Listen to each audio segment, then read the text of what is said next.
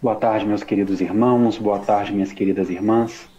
Para nós é uma alegria estarmos aqui nessa tarde de sábado, agradecendo ao convite, agradecendo ao chamativo que nos foi feito pelos amigos da TV Chico Xavier, essa TV que no YouTube alcança mais de 9.000 corações e no Facebook já congrega mais de 30.000 espíritos. Meu nome é Uriel Santos, eu falo aqui do interior de Minas Gerais, da cidade de Patos de Minas, e nós viemos hoje conversar um pouco sobre a ressurreição de Lázaro, buscando identificar que todos nós somos Lázaro, todos nós precisamos ressurgir, todos nós precisamos ressuscitar.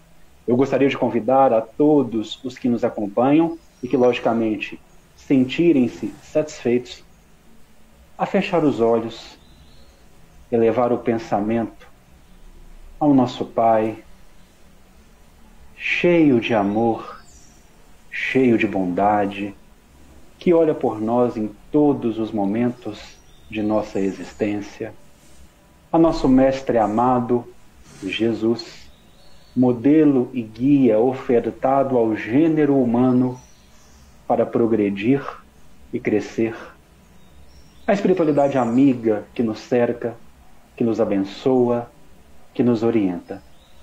Antes de pedirmos, vamos agradecer. Agradecer a oportunidade de aqui nos encontrarmos. Agradecer a oportunidade de aqui estarmos, neste momento tão especial, neste momento único, aprendendo e evoluindo. E se podemos ter a coragem em pedir alguma coisa, que peçamos resistência, que peçamos bravura, que peçamos fé para nos sustentar, mesmo diante da pior das tempestades. Abençoa-nos, espiritualidade amiga. Orienta-nos, Mestre amado Jesus. Esteja sempre conosco, Pai de amor e bondade, nas travessias de nossa vida. E que assim seja. Veja bem, meus irmãos, minhas irmãs, essa alegria que nos movimenta, que movimenta o coração, nós estamos aqui para tratar, para trazer esse assunto que é peculiar na passagem de nosso Senhor Jesus Cristo entre nós. Nós gostaríamos de deixar frisado que não queremos aqui conjecturar sobre as questões meramente materiais, meramente científicas da ressurreição de Lázaro. Não queremos entrar aqui na discussão se Lázaro estava na condição de catalepsia, de letargia, de morte aparente. Nós queremos partir de uma resposta que o benfeitor Emmanuel concede na pergunta de número 317 da obra O Consolador, quando indagado sobre qual a lição que poderia ser representada à humanidade na ressurreição do querido irmão Lázaro. E ele responde: o episódio de Lázaro era um selo divino, um selo messiânico, comprovando a passagem do Cristo entre nós, mas que também, acima de tudo, é o símbolo sagrado da ação deste meio rabi, deste divino professor, testemunhando que o seu amor, que este sol que não se apaga, arranca o gênero humano do seu sepulcro de misérias. Túmulos que nós mesmos construímos, que nós mesmos nos colocamos. A humanidade, esse gênero que o Mestre trabalha até os dias de hoje, que ele entrega o sacrifício das suas lágrimas, legando-nos a boa nova de amor. É a partir daí que nós queremos tecer os nossos raciocínios, os nossos comentários nessa tarde de sábado, para os corações e os espíritos que nos acompanham sobre a ressurreição de Lázaro. E nós vamos então ao Evangelista João, capítulo 11 do Evangelista João. E nós sabemos aqui que muitos estudiosos trazem para nós a questão de que o Evangelho de João é o Evangelho pneumático. É um Evangelho talvez que tenha sido transmitido por via mediúnica do mais alto teor, da mais alta sabedoria, da mais alta iluminação. tanto que a sua compreensão requer muita meditação, requer muita oração e talvez o exercício, por que não dizer assim, de algumas existências corporais, porque ele é muito profundo. E no que se refere à ressurreição de Lázaro, João narra-nos o seguinte: havia um doente, Lázaro, de Betânia, povoado de Maria e de sua irmã Marta. Aqui nós já percebemos que ele faz uma identificação familiar e geográfica maravilhosa. Então nós temos o povoado de Betânia, onde havia um doente Lázaro, irmão de Maria e de Marta. E ele continua: Maria era aquela que ungira o Senhor com bálsamo e lhe enxugara os pés com os cabelos. Lembram-se dessa passagem? Quando, inclusive, Judas tem um argumento de discussão porque ela havia gastado aquele perfume caríssimo, ungido o Senhor, sendo que ela poderia vendê-lo. E o Senhor fala: olha, ela está me preparando. Era um selo também, era também um selo de prova messiânica. Jesus fala para Judas: oh, fica tranquila aí, que ela está me preparando. Não se irrite com isso. Seu irmão, Lázaro, se achava doente. As duas irmãs, então, mandaram dizer a Jesus: Senhor, aquele que amas está doente. Jesus tinha uma proximidade, um carinho muito grande para com essa família. Como ele tem uma proximidade, um carinho muito grande com todos nós. Quando Cristo recebe essa notícia, ele não se desespera. Ele afirma: essa doença, essa enfermidade não é mortal, mas é para a glória de Deus, para que o nome do Senhor seja glorificado através desta enfermidade, para que o Filho de Deus seja reconhecido através desta enfermidade. Aqui, além desta questão do sinal messiânico, nós podemos já pincelar, retirar um ensinamento profundo para todos nós. Como nos comportamos, e raciocinem conosco aqui, por favor, como nos comportamos quando uma notícia desesperadora bate à nossa porta? Não só uma notícia de enfermidade, mas uma notícia de uma crise financeira, uma notícia de algum revés que enfrentamos, tanto no seio particular, no seio individual, quanto no seio da nossa família ou dos amigos próximos. Como nos comportamos na grande maioria das vezes? Não é fato que às vezes nos desesperamos frente a notícias que carregam talvez quadros desagradáveis, que muitas vezes esquecemos da fé, da confiança que deve movimentar, que deve guiar os nossos passos? Essa lição de Jesus é preciosa. Ele recebe essa notícia desagradável acerca da enfermidade de Lázaro, de uma família que ele tinha muito carinho, e não se desespera. Inclusive afirmando: esta doença, essa enfermidade, não é para que Lázaro seja exterminado, mas é para que o nome do Senhor seja glorificado através dela, e para que o Filho de Deus seja por ela reconhecido. Transporte, eu faço esse convite aos que nos assistem, transporte isso para a sua vida. Transporte essa passagem, este início da passagem, para o seu dia a dia. Vamos fazer esse transporte para o nosso dia a dia. Quando qualquer dificuldade bater à nossa porta, pense o quanto será salutar. Eu não vou utilizar nem a figura verbal do futuro do pretérito. Eu vou utilizar uma certeza que nós iremos construir na nossa vida. Pense o quanto será salutar agir dessa forma. A notícia desagradável chega. Ao invés de nos desesperarmos, e veja bem, eu sei que é muito complicado isso, é um treino que vamos precisar realizar, mas ao invés de nos desesperarmos, reagirmos com confiança, com fé, com resignação, com resiliência. Essa notícia desagradável que bate agora ao meu lar, que aproxima-se dos meus, não é para a minha destruição ou para a destruição da minha família, ou para a destruição de alguém que eu amo. Mas é para que, sim, nós nos fortifiquemos, busquemos resistência, aprendamos e saibamos avançar além da tempestade.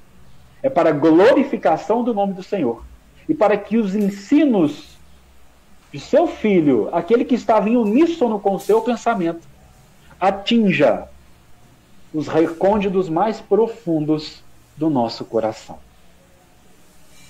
Continua a lição. Jesus amava Marta e sua irmã e Lázaro.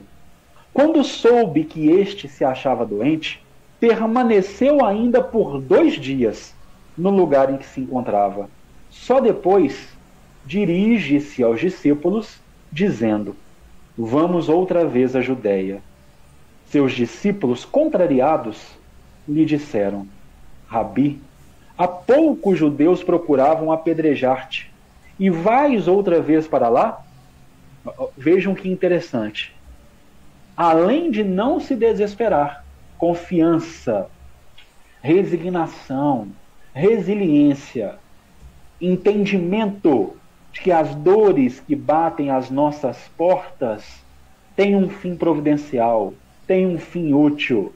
Por mais difícil que pareça essa afirmativa, tem uma finalidade específica, que é o nosso sofrimento, que é o nosso crescimento.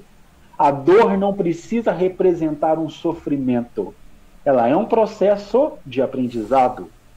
Ela apenas se transforma em sofrimento quando nós, assim, pelo nosso comportamento, pela nossa carga emocional, quando nós, assim, o permitimos.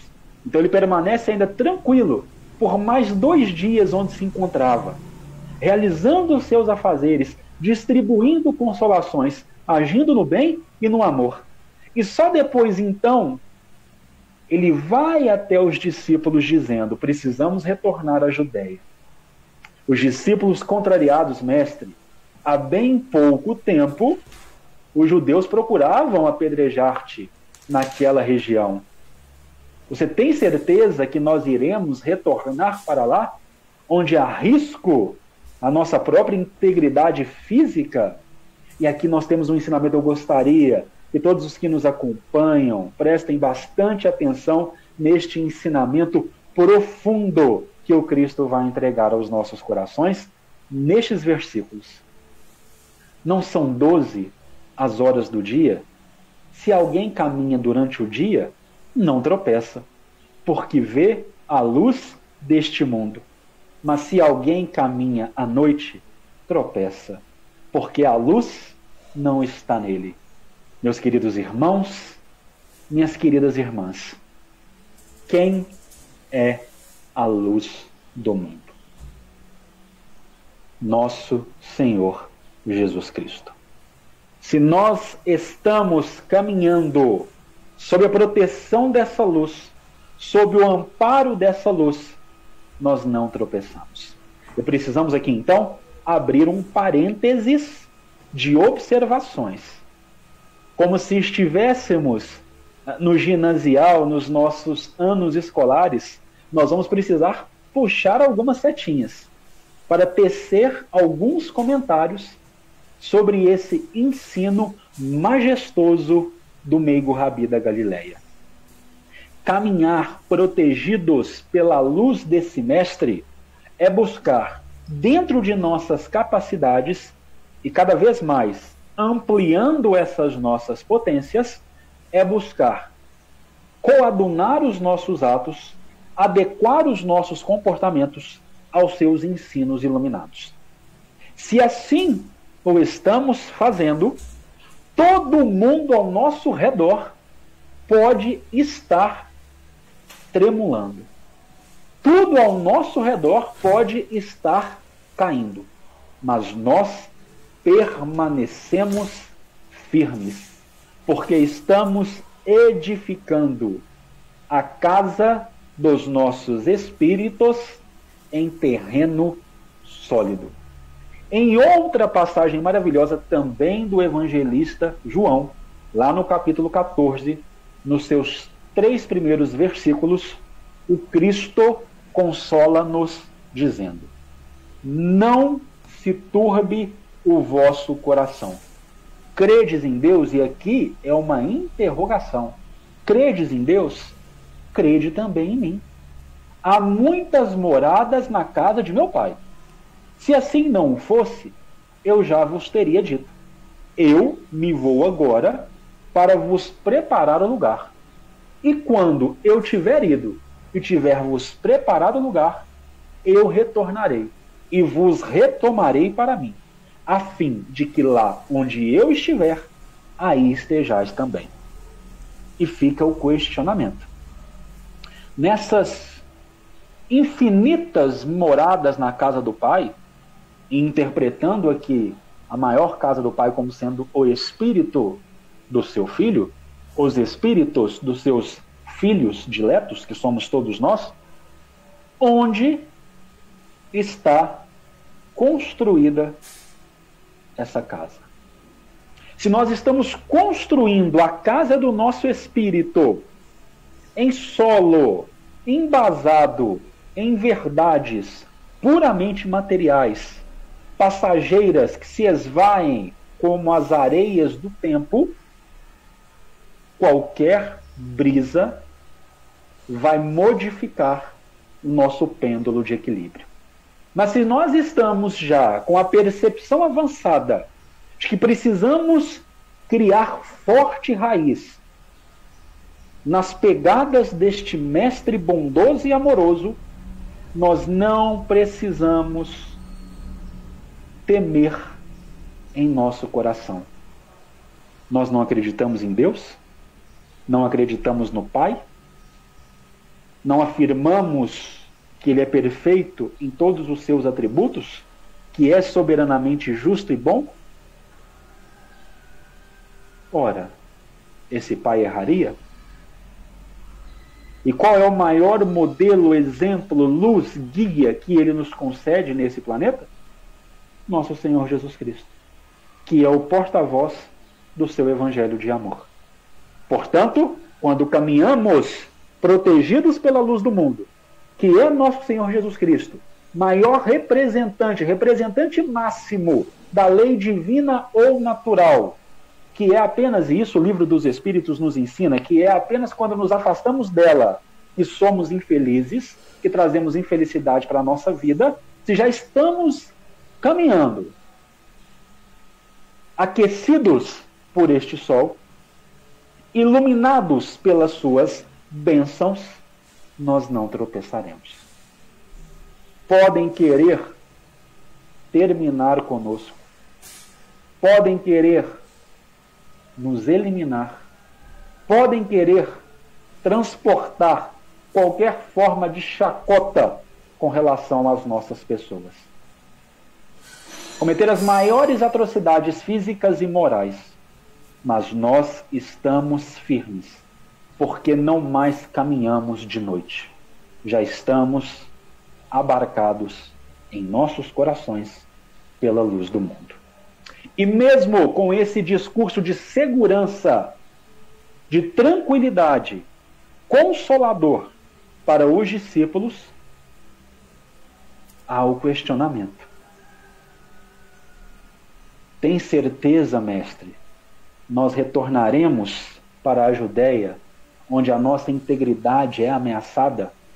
E ele precisa, então, transportar um sentimento de empatia no coração dos discípulos.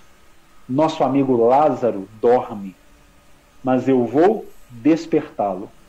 E os discípulos, tentando apaziguar aquela situação, tranquilizar o fato, respondem ao Rabi: ora, se ele dorme, ele irá despertar.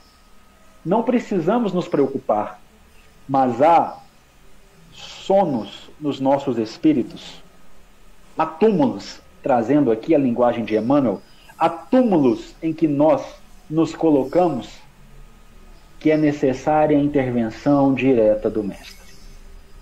Há mortes em vida que nós criamos para nós, que é preciso que o Mestre atue diretamente nos nossos corações.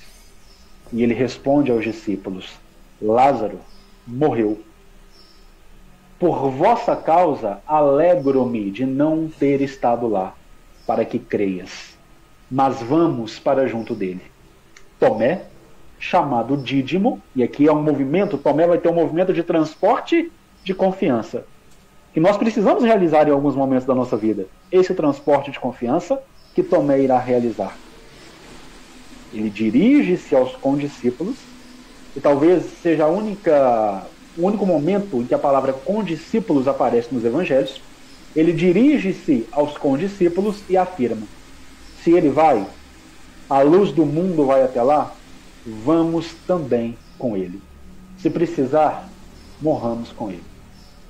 Veja que bonito, que belo, que exercício lindo de confiança, que é importante nós realizarmos em alguns pontos fundamentais e definidores dos nossos dias. Se o Cristo está conosco, vamos. Não importa o tamanho da tempestade. Se nós já estamos caminhando com Ele, vamos. Porque tudo dentro de nós já se encontra pacificado, já se encontra tranquilizado. Quando então o Cristo chega nas cercanias de Betânia, que ficava perto de Jerusalém, distante de Jerusalém, mais ou menos uns 15 estádios, ele encontra Lázaro já, nas palavras do texto evangélico, ele encontra Lázaro já morto e sepultado. E muitos judeus vieram para prestar as suas condolências às irmãs Marta e Maria. Quando Marta fica sabendo, percebe que o Cristo estava nas cercanias de Betânia, vai ao encontro do Mestre. Maria fica em casa, porém Marta vai ao encontro do Mestre. Eu quero que a gente pare um pouco aqui e raciocine sobre esse movimento inicial da irmã de Lázaro, Marta. O Cristo, por favor, raciocine nos momentos mais terríveis da sua vida presente. Aqueles momentos mais difíceis que passou, pelo menos por um instante, atravessou em sua mente a ideia de que você talvez não conseguisse vencer. O coração estremeceu. O coração entristeceu. O coração sentiu-se solitário. Todos nós, ok, vamos deixar isso bem claro, todos nós já atravessamos momentos assim. Seja na perda de um ente querido e amado, perda momentânea, né? Deixemos aqui bem claro, porque a separação é de planos, não de sentimentos.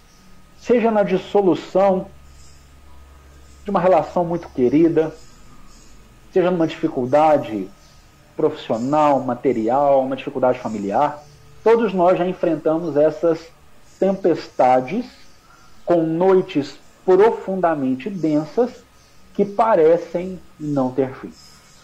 Este momento agora, claro, nós não queremos que seja o mote, a finalidade de nossa fala na tarde de hoje, pois acreditamos que muito já se foi falado sobre o assunto, mas nesse momento em que estamos atravessando, muitos de nós, se não a grande maioria, atravessou alguns períodos de questionamentos severos.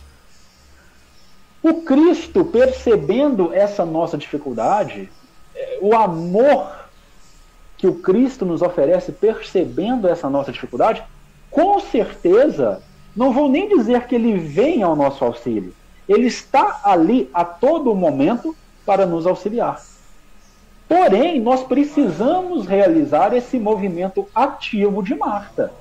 O que é esse movimento ativo de Marta? Eu acho que vai ficar bem claro quando nós trouxermos a baila, quando nós trouxermos a luz, quando nós trouxermos a conhecimento, uma mensagem, a mensagem de número, salvo o melhor juízo, 17 do livro Fonte Viva, psicografia Francisco Cândido Xavier, e a autoria espiritual de seu querido mentor Emmanuel, da coleção Fonte Viva, logicamente. E nessa mensagem, o título dessa mensagem é Cristo e Nós. E também, salvo o melhor juízo, a abertura, o texto bíblico que Emmanuel traz para os comentários está em Atos dos Apóstolos, capítulo 10, versículo 11, dizendo-nos que: e disse-lhe o Senhor em visão, Ananias, e ele respondeu, eis-me aqui, Senhor. E é um quadro muito interessante porque essa passagem é o Cristo convocando, eu não vou nem dizer convidando, mas convocando Ananias para que fosse prestar auxílio a Saulo, que acabava de ter um encontro maravilhoso com o Messias, porém encontrava-se em Damasco cego. E Saulo de Tarso estava com ordens expressas do Sinédrio para levar justiça aos cristãos daquela localidade, os quais Ananias fazia parte. E o Cristo então convoca Ananias para que estenda a mão a Saulo de Tarso, que estava ali para levá-lo à justiça. E ele não questiona. E disse-lhe o Senhor em visão, Ananias, e obteve a seguinte resposta: eis-me aqui, Senhor. Que é um movimento de atividade. E Emmanuel, aqui talvez eu não consiga trazer ipsis literis as palavras que estão descritas nessa mensagem, mas o significado dos 2 primeiros parágrafos é mais ou menos o seguinte: nós aguardamos o Cristo, porém o Cristo aguarda igualmente por nós. Não creia em um mundo regenerado, reformado, transformado, sem almas regeneradas, reformadas, transformadas. Então nós precisamos ter esse movimento ativo. O Cristo está aguardando por nós. Nós estamos aguardando pelo Cristo, mas o Cristo está aguardando por nós. E talvez não, perdão, corrigir-me-ei aqui. E com certeza, muito antes de aguardarmos pelo Cristo, ele já aguardava por nós. Então esse movimento de Marta, de ir até o Cristo quando o percebe nas cercanias de Betânia, é fundamental para o crescimento dos nossos espíritos. Irmos até o Cristo. Não ficarmos deitados, permitam-me aqui utilizar um trecho de nosso maravilhoso hino nacional, não ficarmos deitados eternamente em berço esplêndido, mas agirmos, procurarmos as energias curativas, dulcificantes e ativas de nosso querido Mestre. Irmos até ele. Nós somos os construtores dos nossos destinos. Nós somos figuras principais na edificação de nossas estradas. Portanto, saibamos dirigir-nos até o Messias. Esse movimento ascensional, elevar-se além das peculiaridades, das picuinhas, das dificuldades da matéria, das sombras densas que ainda nos cercam, e encontrar essa luz imorredoura que nos aguarda. Marta, então, neste movimento ascensional, aproxima-se, em um primeiro momento, com um questionamento, com uma queixa, por que não dizer: Senhor, se estivesses aqui, meu irmão não teria morrido. Mas, no átimo, ela muda a configuração emocional, ela muda a configuração mental. Agora eu sei. Apesar de, se o Senhor estivesse aqui, meu irmão não teria morrido, agora eu sei que tudo o que solicitares ao Pai, Ele vos concederá. E Jesus então afirma: o teu irmão ressuscitará. E Marta responde: sei disso. Na ressurreição do último dia. Ela traz os conceitos que haviam a ela sido ensinados na lei de sua tradição. Sim, eu creio, ele vai ressuscitar na ressurreição dos últimos dias. As almas dos justos irão ressuscitar. Mas o Cristo, ele não veio para extirpar, para extinguir a lei. Veio para lhe conceder fiel cumprimento até o último iota, até o último ceitil.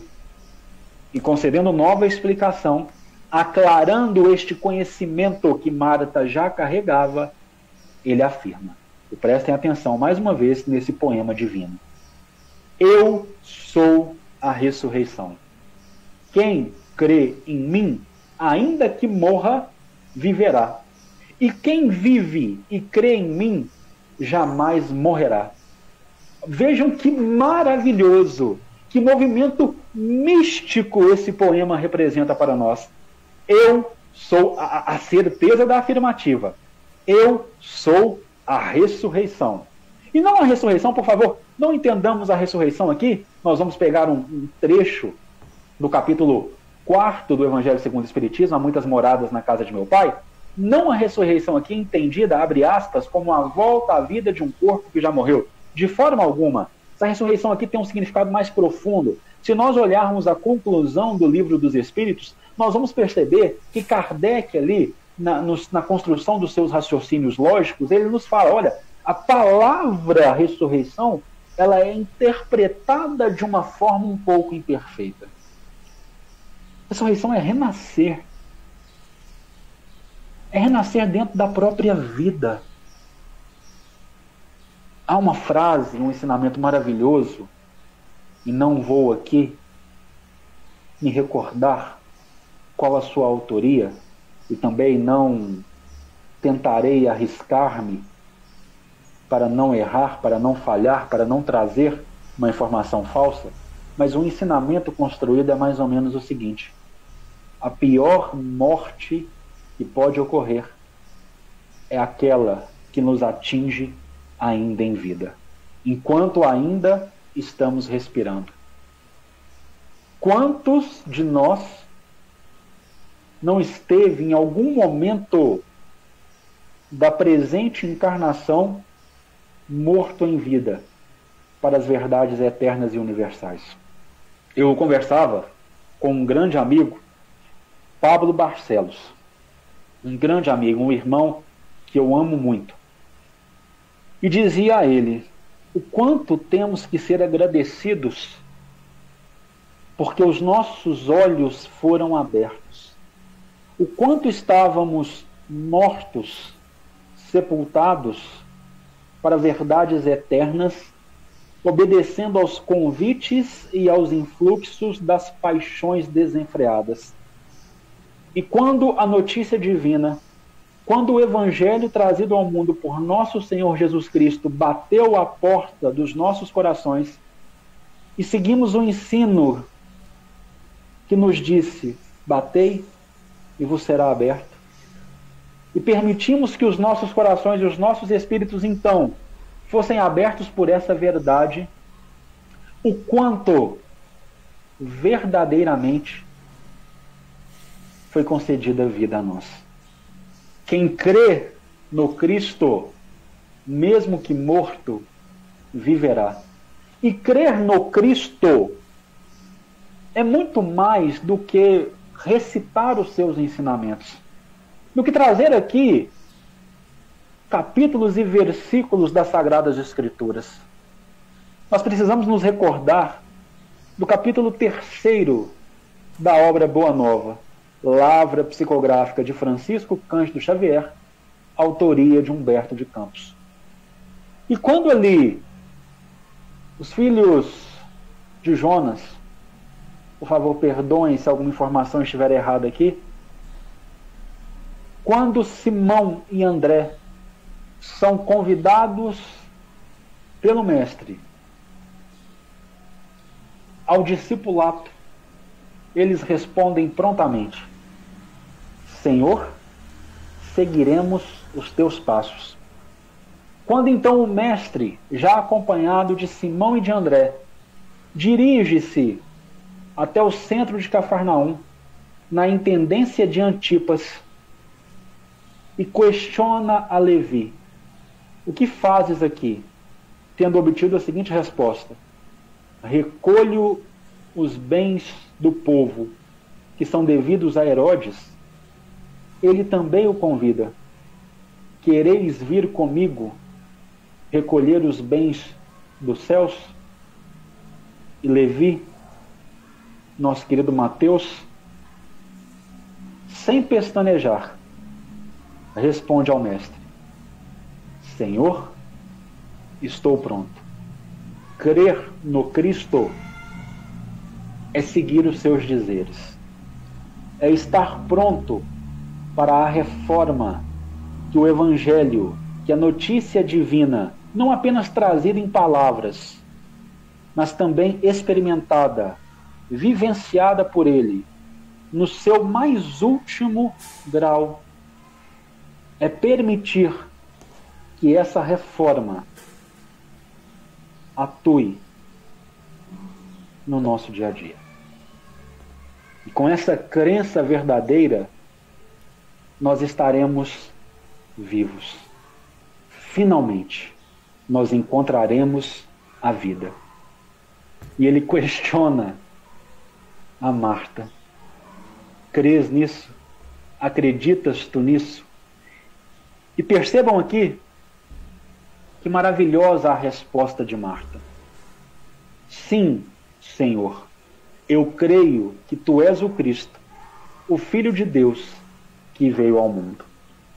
Vamos nos recordar de uma passagem que está no capítulo A Lição da Vigilância, também na obra Boa Nova.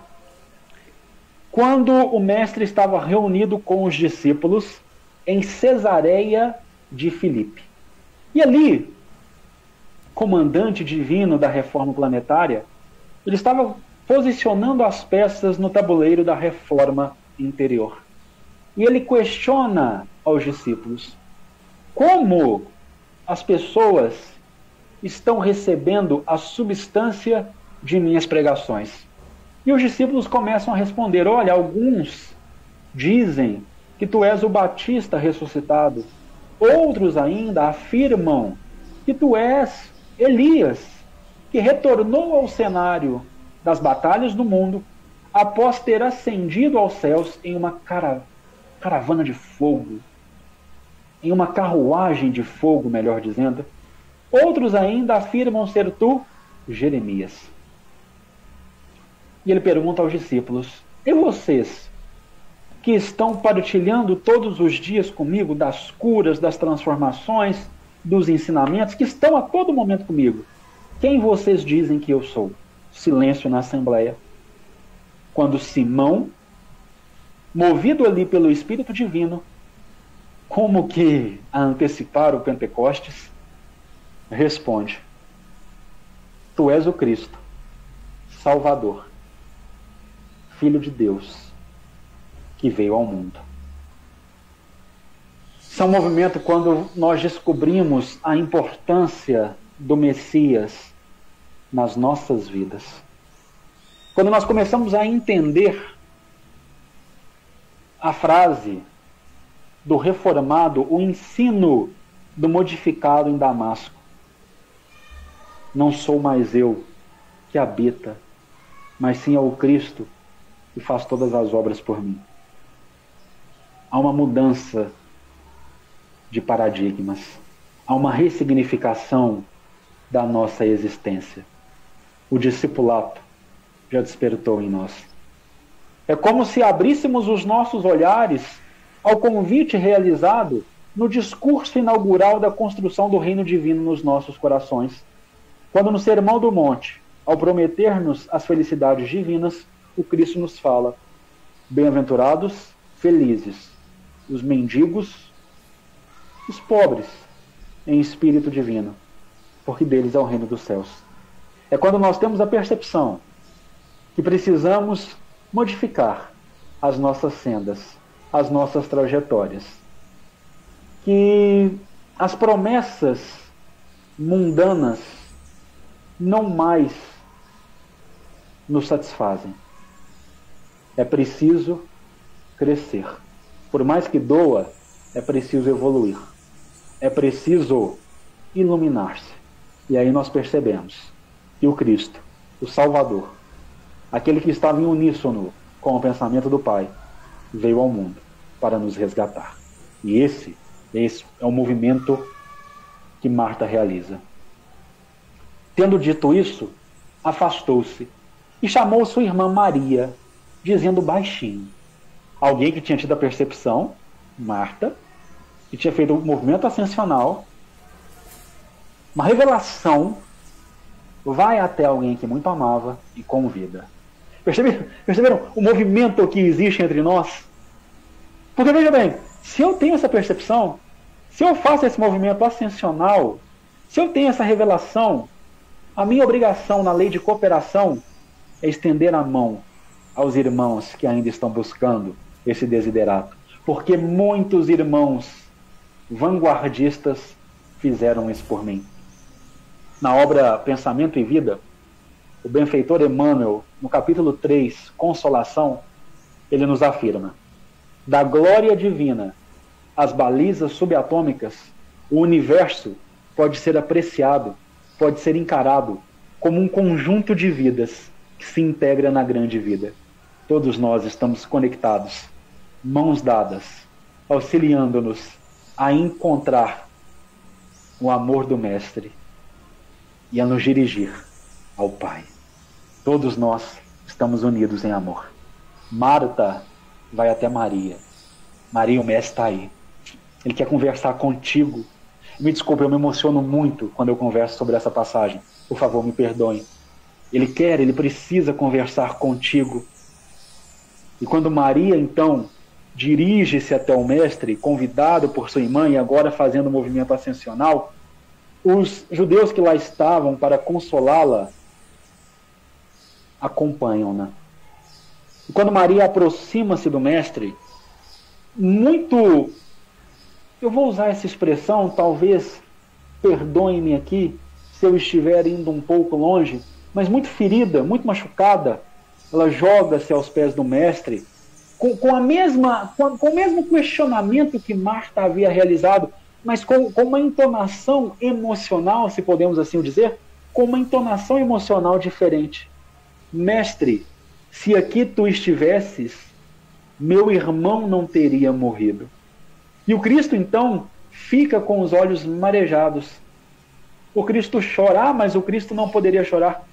Meus amigos, por quê? Porque é um espírito puro, não pode mais ter emoções? Não pode mais se solidarizar com a situação dos irmãos ainda em dores? Vamos nos recordar aqui, obra Brasil, Coração do Mundo, Pátria do Evangelho. Lavra psicográfica também, Francisco Cândido Xavier, autoria Humberto de Campos. No capítulo que fala da questão da escravidão no Brasil, da escravidão africana que era levada a efeito no Brasil, lá nós percebemos Ismael, que chega ao Cristo chorando. Ô mestre, essa é a pátria do Evangelho que nos foi prometida? Não é possível. Por quê? Ele não chora de desespero, mas ele está se condoendo da situação dos seus irmãos de jornada. Um sentimento de piedade verdadeira. Então sim, o Cristo estremeceu o espírito. Ele estremeceu o espírito ao ver aquela imagem de Maria aos seus pés, com uma emoção muito aturdida, atribulada, dizendo-lhe: se tu estivesses aqui, não teria morrido o meu irmão. E ele então questiona: onde o colocaste? E responderam: Senhor, vem e vê. Quando os judeus que acompanharam a Maria perceberam o quanto ele se estremeceu perante a essa situação, eles afirmaram: vede como o amava. Mas se o amava tanto, e aí já vem um comentário maldoso, mas se o amava tanto, não poderia ter vindo aqui e o curado de sua enfermidade? Por favor, me perdoem. E o curado de sua enfermidade? Não é este o homem que devolveu a visão ao cego? E aqui ele falava de Bartimeu. Eles falavam de Bartimeu. Só que uma lição muito importante para todos nós aqui. Ele poderia ter retirado toda a enfermidade física que assomava o nosso querido irmão Lázaro. Transporte para nós. A finalidade aqui é discutirmos que somos todos Lázaro. O Cristo não pode, nesse movimento, vir até nós e retirar todas as nossas dores, as nossas enfermidades físicas e morais, os nossos sofrimentos. Só que o questionamento que fica é: nós já temos a capacidade, o entendimento para sermos curados? Eu, você, já está pronto para ser libertado das suas dores? Veja que é muito diferente. Desejar estar livre das dores e estar pronto para se ver livre das dores. Toda dor tem hora certa para acabar. Todo sofrimento tem hora certa para acabar.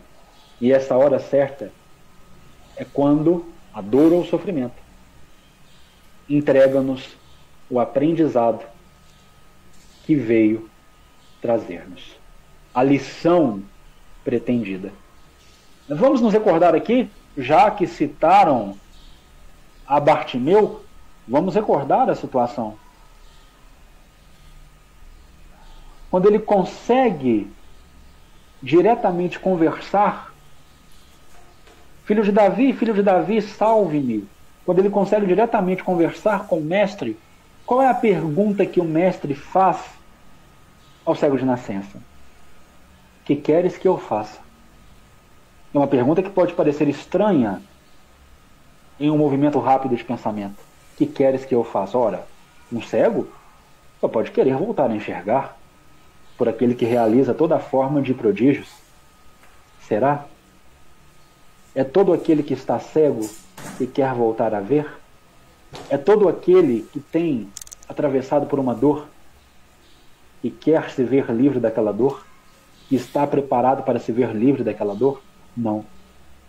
Não é. Porque às vezes a pessoa nem percebe o que a levou àquela dor, o que a levou àquela cegueira, o que a conduziu àquele sepulcro de misérias.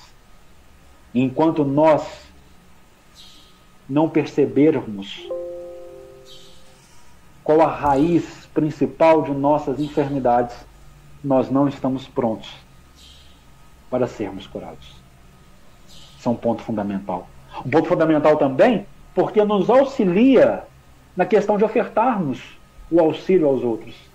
Nós nós devemos ofertar o auxílio aos outros, é a nossa missão. Mas nós temos que entender que não serão todas as pessoas que estarão prontas, naquele momento, a receber aquela ajuda. Esse é um movimento de humildade. Esse é um movimento de sabedoria. E o Cristo tinha isso.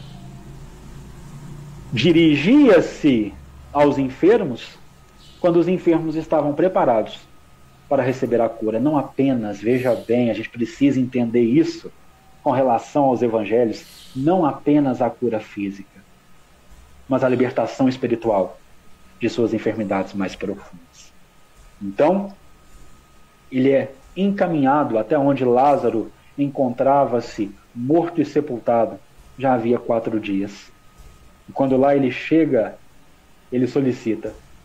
Porque havia, veja bem, como de costume, havia ali uma pedra que impedia a sua ação direta com relação ao, chamemos aqui, com relação ao, entre aspas, por favor, com relação ao defunto.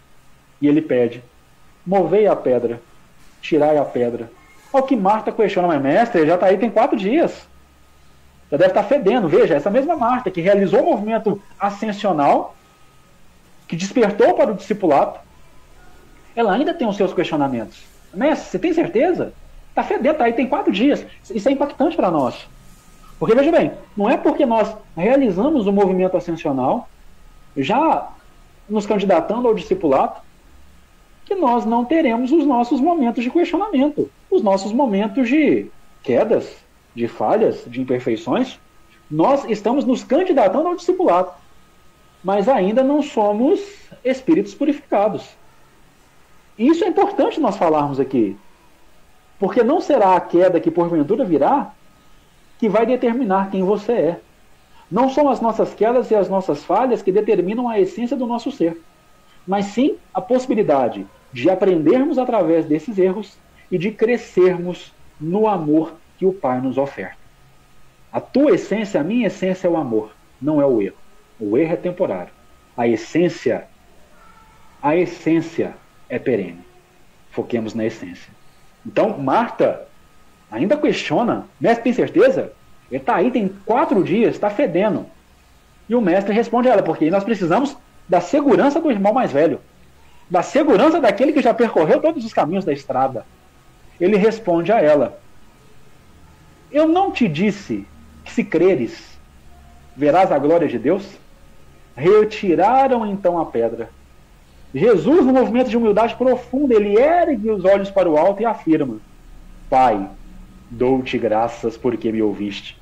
Eu sabia que sempre me ouves, mas digo isso por causa da multidão que me rodeia, para que creiam que me enviaste. Em momento nenhum ele fala: olha como eu sou bom, olha o que eu vou fazer agora. Ele tem um movimento de humildade. Pai, dou-te graças porque me ouviste, mas em momento nenhum eu desconfiei de você, Pai. Digo isto para aqueles que estão me escutando, para a multidão que me acompanha, para que acreditem que me enviaste nessa prova messiânica.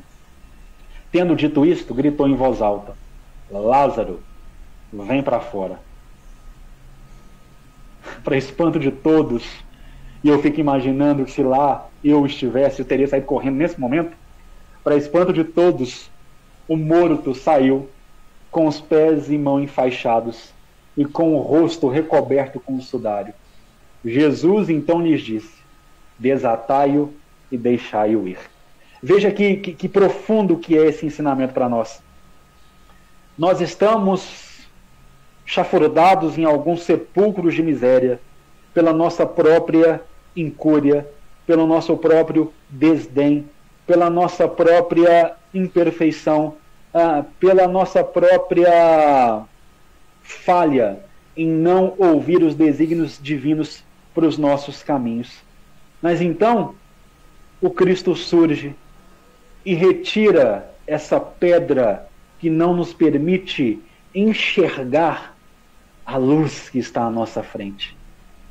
E para isso, nesse movimento de cooperação que norteia o universo regido por leis eternas e imutáveis criadas pelo Pai, ele se utiliza de amigos muito queridos que vêm até nós e que nos fazem perceber que há algo muito maior do que aquilo que nos cerca. Eu quero que você realize um movimento agora, se lembrando que talvez nos dias mais tormentosos da sua vida, algum amigo, alguma amiga, algum irmão, alguma irmã te ligou, entrou em contato com você, foi até sua casa, estendeu mão companheira, mão amorosa e falou: vem cá, eu vou te ajudar a retirar essa pedra que obscurece a tua visão para verdades maiores. E quando essa pedra foi retirada, o sol da imortalidade alcançou o teu coração, atingiu o teu espírito.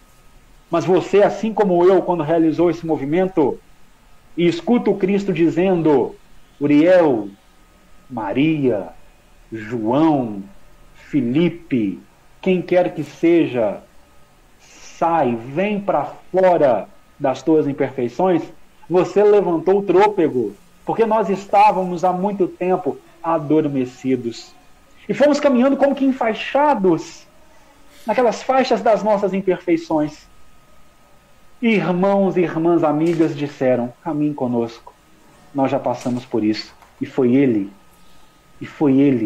que nos auxiliou. Vem cá, eu vou te ajudar a se desenfaixar. E aí você vai caminhar e auxiliar a outros irmãos, retirando pedras, devolvendo visões, permitindo que eles também enxerguem esse sol da imortalidade.